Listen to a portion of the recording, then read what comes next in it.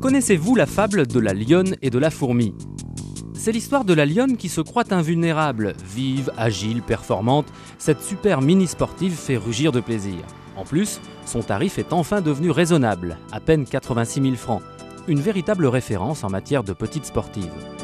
La fourmi de la précédente génération s'était dispensée, elle, d'une version musclée. L'erreur est maintenant réparée avec la nouvelle Polo GTI. Née pour séduire, nos deux sportifs sont habillés de robes sexy, provocantes, mais de bon goût. L'intensité de leurs regards sont accentuées par deux petits phares ronds longue portée. Les postérieurs sont avantageusement mis en valeur par un petit béquet de toit. Nos deux coquines se chaussent d'élégantes jantes alliages, la Polo s'offrant même de véritables BBS. Jusque-là, les deux mini-sportives utilisent les mêmes recettes de séduction. À l'intérieur, par contre, plus rien ne les rapproche. La Polo adopte une tenue de sport, siège baquet, compteur cerclé de chrome.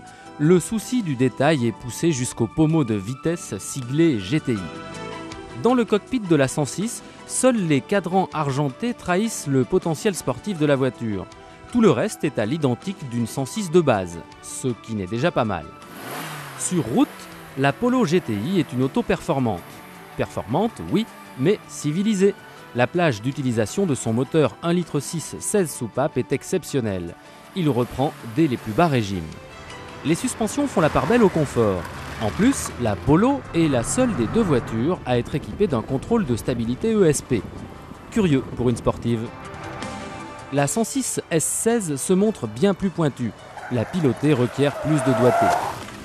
Agile comme un kart, cette auto est motorisée, elle aussi, par un 1,6 litre 16 soupapes qui ne s'épanouit qu'à très haut régime. Mais alors quel épanouissement! Laissez donc la lionne rugir, Madame la fourmi. Elle ne joue pas sur le même registre que vous.